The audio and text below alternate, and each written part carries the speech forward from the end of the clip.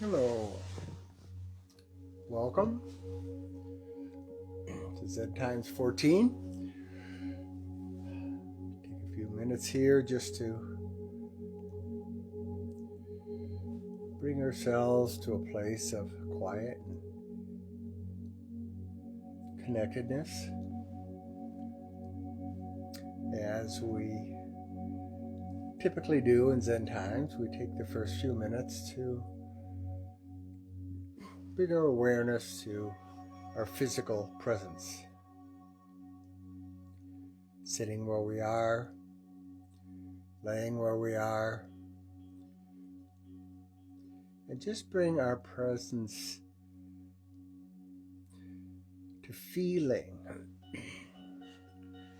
the subtle energy of gravity holding us where we are. There's nothing our muscles have to do. No standing, no walking, no carrying. Just a place of bringing ourselves back home to our physical presence. So take a moment, bring your attention to your breath. Notice where you're sitting or laying.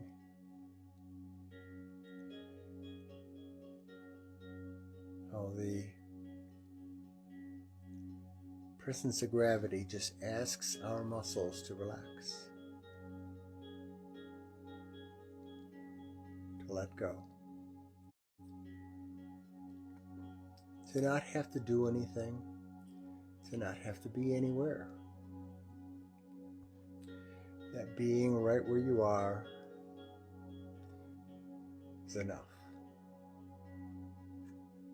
So take a few moments as we get settled in here.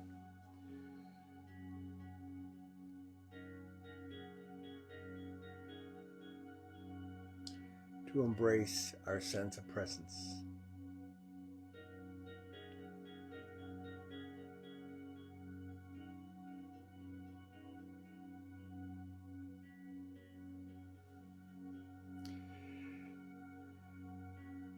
And when we do that, it's bringing our consciousness to how our body breathes.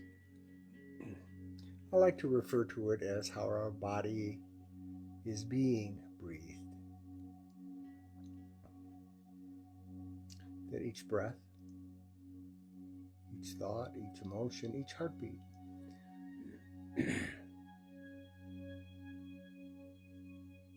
represents our place of awareness. So just take this time and settle in and embrace.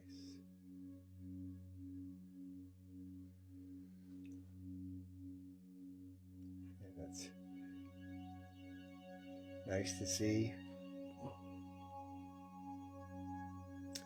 many of you showing up. Hello to all of you who are sending messages. And with each out-breath, allow that releasing, that letting go of that out-breath to represent a deeper return to a place of calm and comfort and quiet.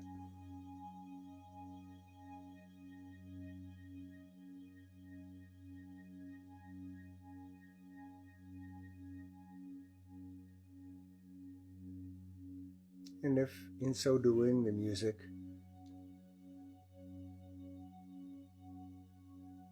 invites you to a deeper place of quiet before we begin our session tonight, so just take this time.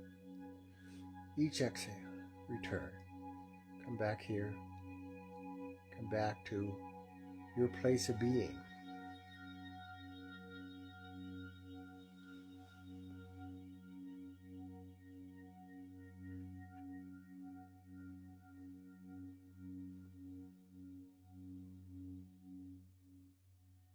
No hurry.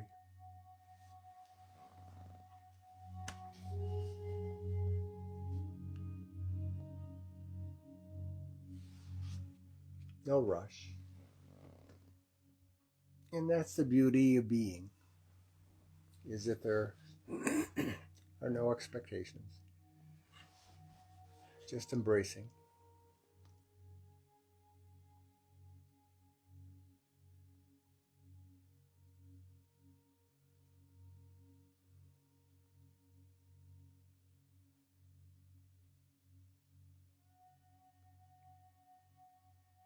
Each exhale, a sense of returning,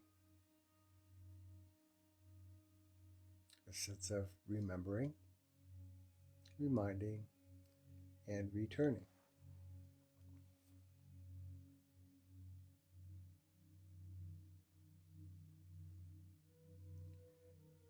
So much of our day is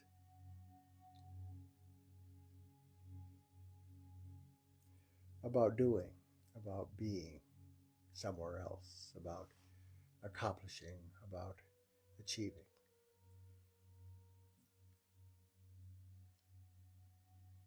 And our time here can be just a release of all of that, a returning to a sense of comfort of being.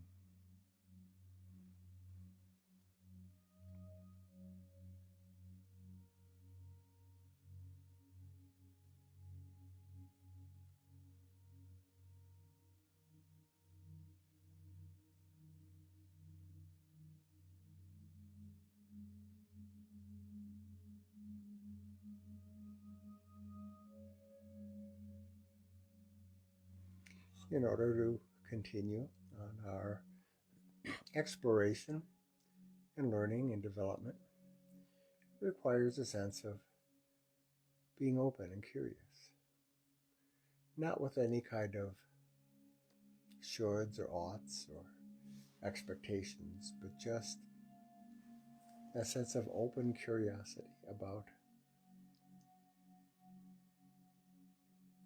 what's next.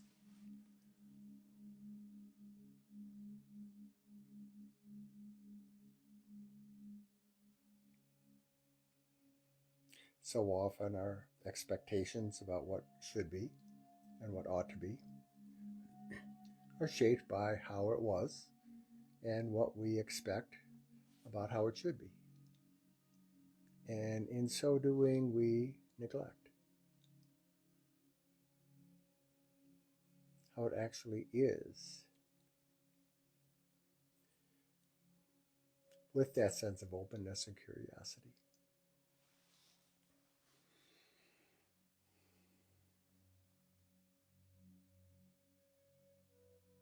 So just stay with this.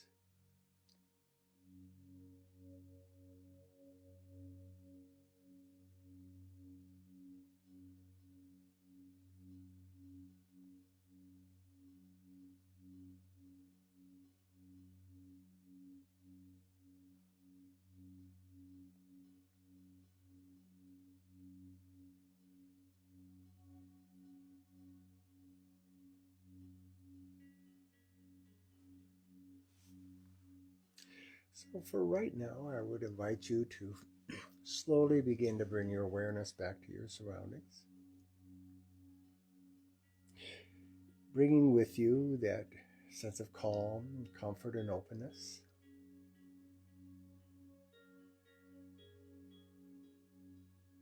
As we explore this whole notion of impermanence. Now, in considering this, there have been some events in my own personal life where people who were once alive are no longer. And bringing into my awareness this whole idea of impermanence and how it can be something that helps us navigate through the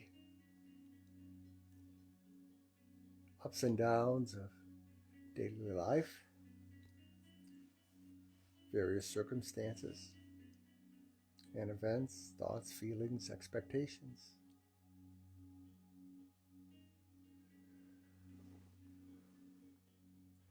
And now this idea of impermanence, especially in the writings of Buddhist teachings, can get awfully lofty and ethereal and academic and pretty heady.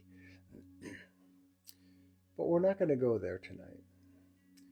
We're going to look at impermanence as a way of enhancing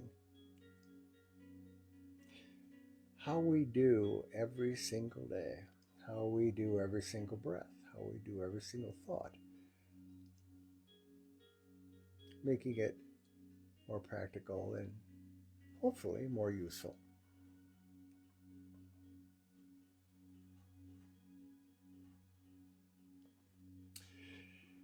Now, what does impermanence mean?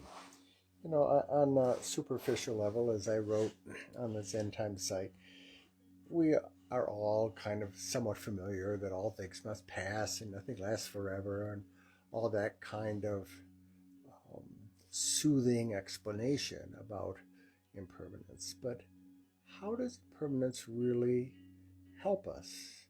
How does understanding the true nature of how things come and go um, help us with navigating how we get from point A to point B, how we navigate experiences, thoughts, feelings, situations?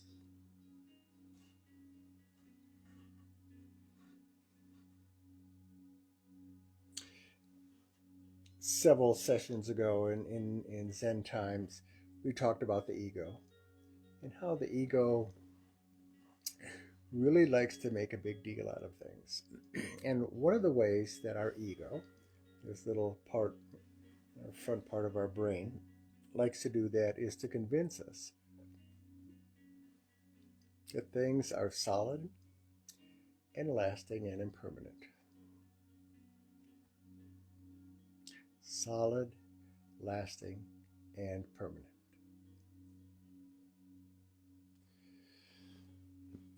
Which really kind of goes contrary to what we have come to understand about the true nature of our experiences. Things are not solid, nor are they lasting, nor are they impermanent, although we try to make them that way.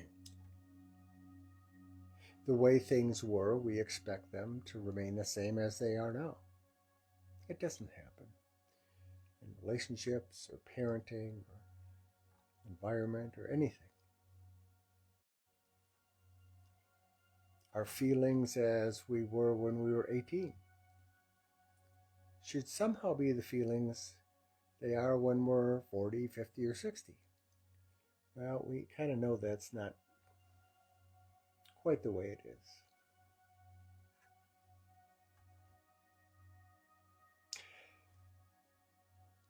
How things were based on traditions are in great upheaval right now. And we have to come to terms with how do we adjust to the constant flux and move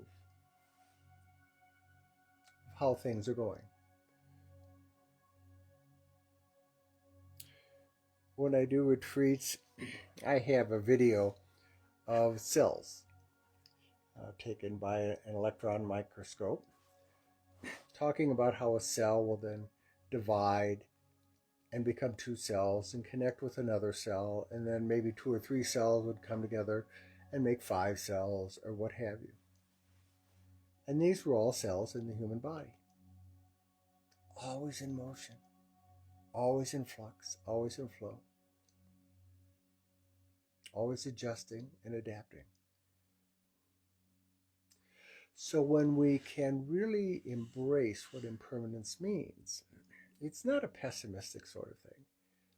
It's just being able to step back and relax and realize not only are you and I in a constant state of flux and flow and change. It's been said that within a very short period of time, 10,000 cells in each one of our bodies die and are replaced.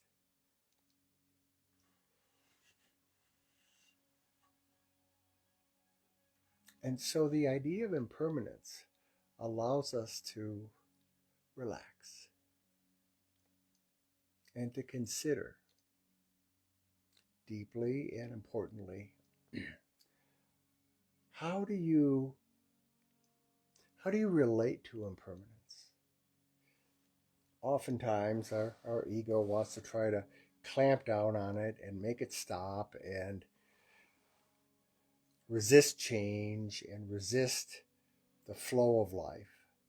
And that creates a great deal of difficulty in our being able to relate to ourselves as well as to other people. So when we can relax and recognize that not only are you and I in a constant state of flux and change and movement, but everything else is too, and we are part of all that.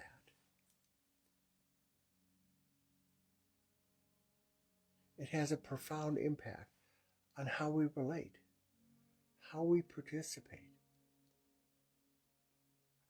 It isn't a matter of making things go our way or try to control outcomes.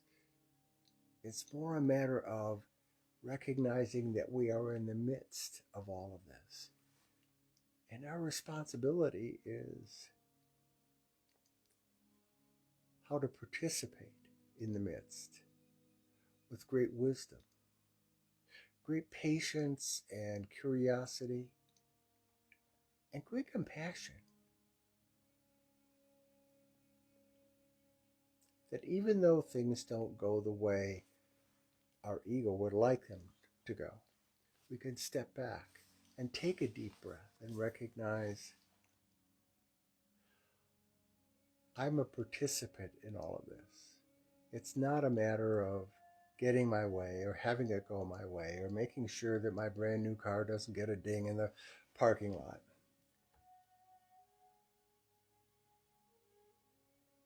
It's embracing that we are an amazing part of a greater, incomprehensible process of flow and change and creation.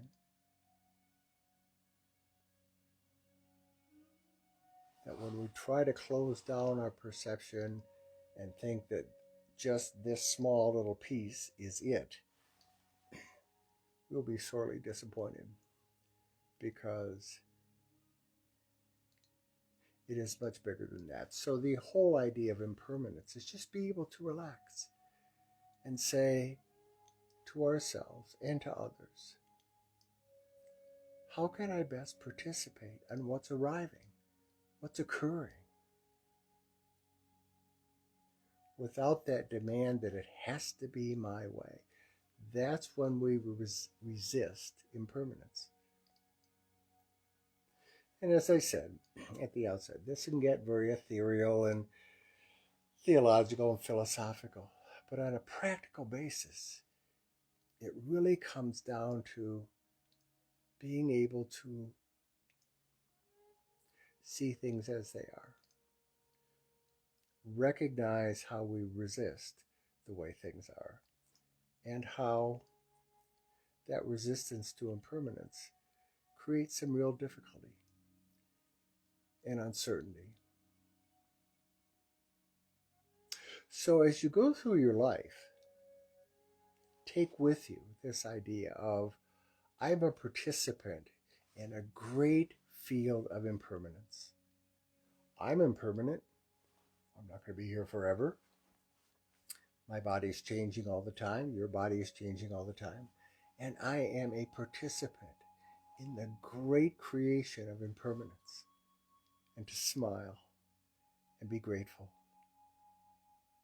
and to marvel at the wonder that you and I have been invited to this dance.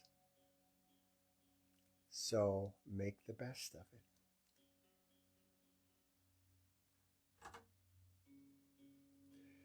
So let's take a moment, close your eyes, and let's do a brief meditation.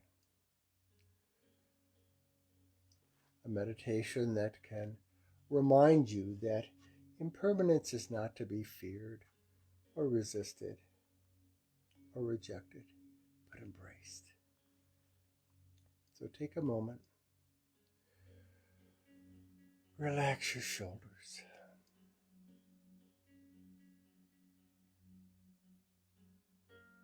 relax your jaw.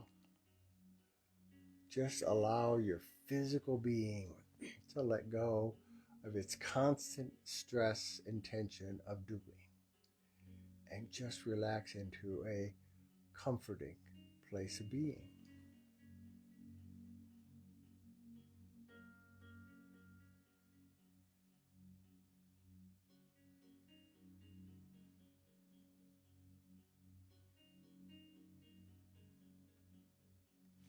Allow a soft smile to come across your face.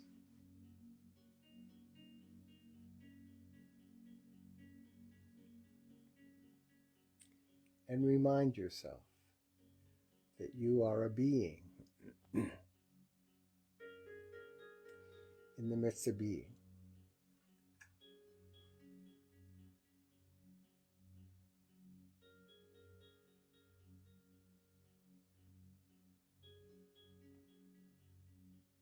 And allow your breath to remind you, to remind you. The prefix we means to return to the original source. So remind each breath to return, to turn back to your original source, to remember, to return back to a sense of physical connectedness. Come back home.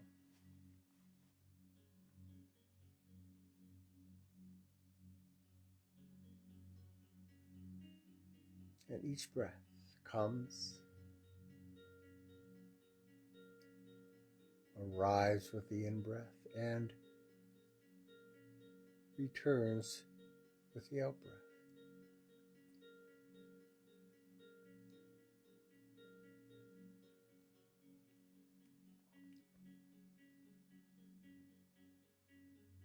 Each breath reminding, remembering, returning.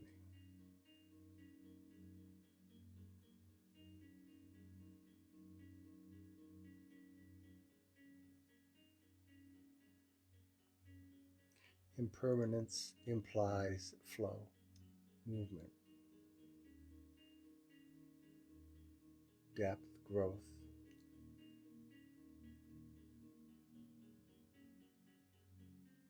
And each in-breath arrives, each exhale releases.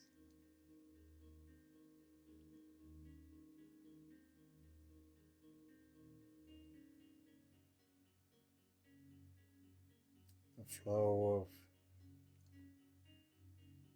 of arising and returning effortlessly.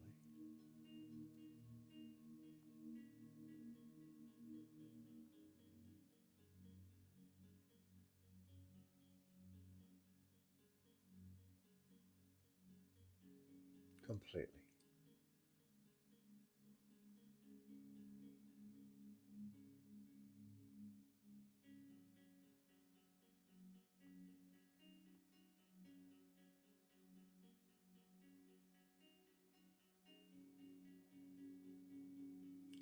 And when we get distracted, because we will, gently comes back to reminding, remembering, returning.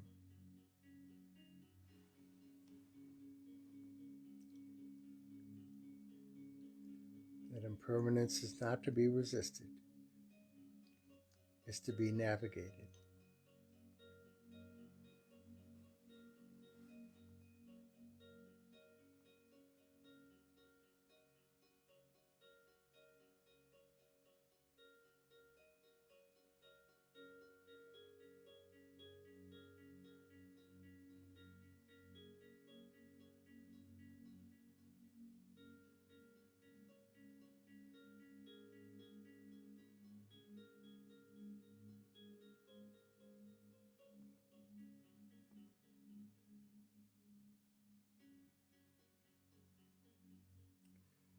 So when you get caught up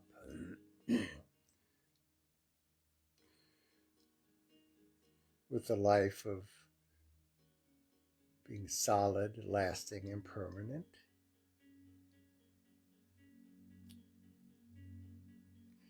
come back to your breath and remember, remind, and return to navigating impermanence with great ease and patience and confidence.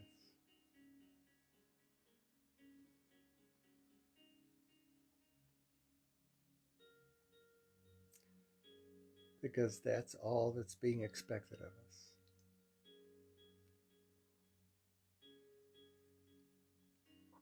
Navigating how things are rather than resisting how things are.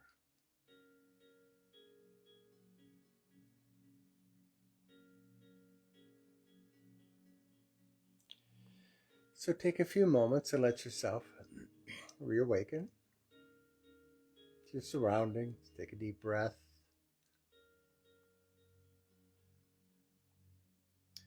And allow this meditation to be a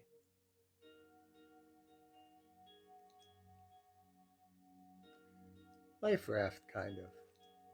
When we get overwhelmed,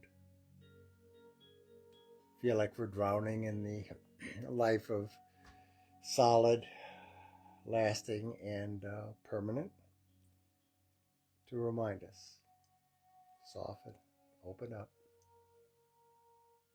and navigate with great care.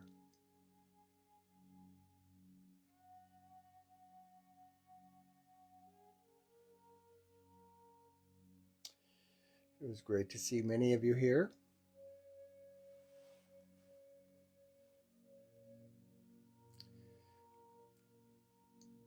Go into your life with a greater appreciation of navigating impermanence.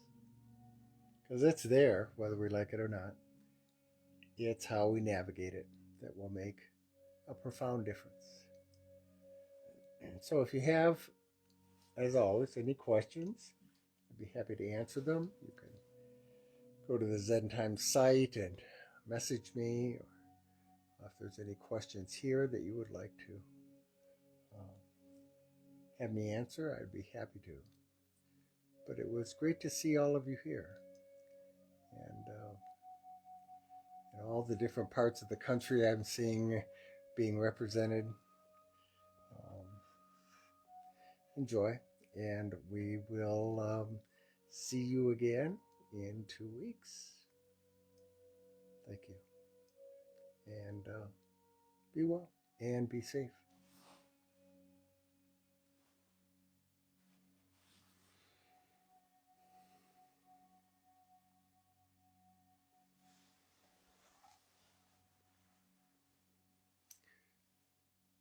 I'll wait for a few minutes to see if there's any questions.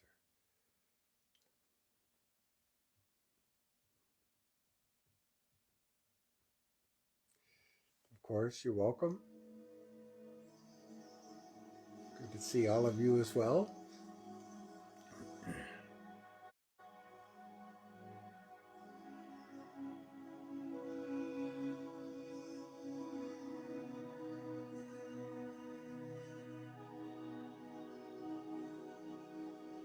You're welcome, Lisa.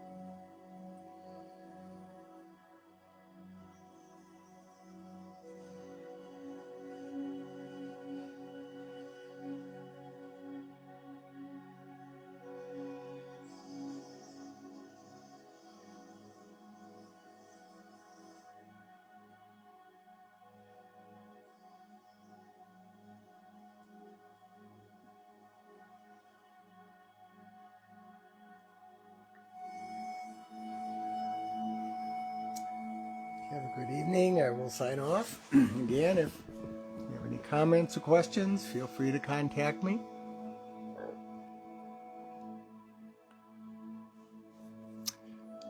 Yes, Steve, it is a constant effort to return. Well said. And that's our work as human beings, to return.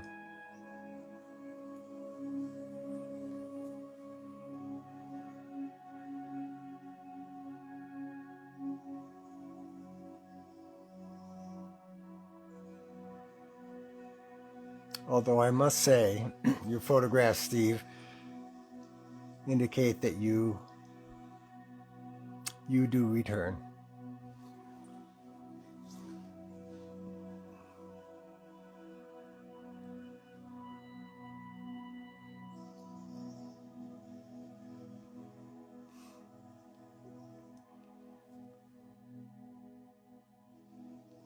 Have a good evening. See you at the next Zen Times.